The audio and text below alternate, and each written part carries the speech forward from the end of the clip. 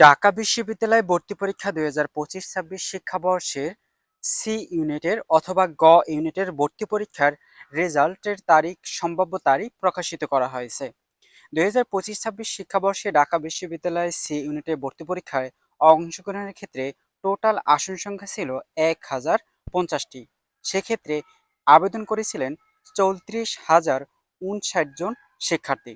তবে প্রতিটি আসনে লড়েছেন ৩২ জন শিক্ষার্থী। তবে ঢাকা বিশ্ববিদ্যালয়ের সি ইউনিটের ভর্তি পরীক্ষার রেজাল্ট কবে প্রকাশিত করা হবে যা তথ্য জানা গেছে। ঢাকা বিশ্ববিদ্যালয় ২০২৫-২৬ শিক্ষাবর্ষে ব্যবসা শিক্ষা ইউনিটের ভর্তি পরীক্ষার ফলাফল প্রস্তুত করা হয়েছে। আগামীকাল বৃহস্পতিবার অথবা শুক্রবার ফলাফল প্রকাশ করা হতে পারে। এই তথ্যটি নিশ্চিত করেছেন ব্যবসা শিক্ষা অনুষদের ডিন ভারপ্রাপ্ত ডক্টর মাহমুদ ওসমান ইমাম। এ তথ্যটি নিশ্চিত করেছেন। শিক্ষার্থী বন্ধুরা, ঢাকা বিশ্ববিদ্যালয় সি ইউনিটের ভর্তি পরীক্ষার রেজাল্ট প্রকাশিত করার কথা ছিল, কিন্তু শোক দিবস বা শোক পালনের জন্য বা তোমাদের খালেদা জিয়া মারা যাওয়ার কারণে সেক্ষেত্রে তোমাদের রেজাল্ট প্রকাশিত করার বন্দোবস্ত করা হয়েছে, যে কারণে ফলাফল প্রকাশ করা সম্ভব হচ্ছে না। কাল অথবা শুক্রবার প্রকাশ করতে পারবে বলে জানিয়েছেন বা আশা করেছেন ডিন অধ্যাপক।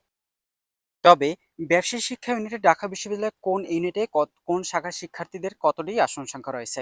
ব্যবসা শিক্ষা ইউনিটে ১,০৫০টি আসন সংখ্যার মধ্যে ব্যবসা শিক্ষা শাখার শিক্ষার্থীদের জন্য রয়েছে ৯৩০টি, বিজ্ঞান শাখার শিক্ষার্থীদের জন্য ৯৫টি এবং মানবিক শাখার শিক্ষার্থীদের জন্য ২৫টি আসন সংখ্যা রয়েছে।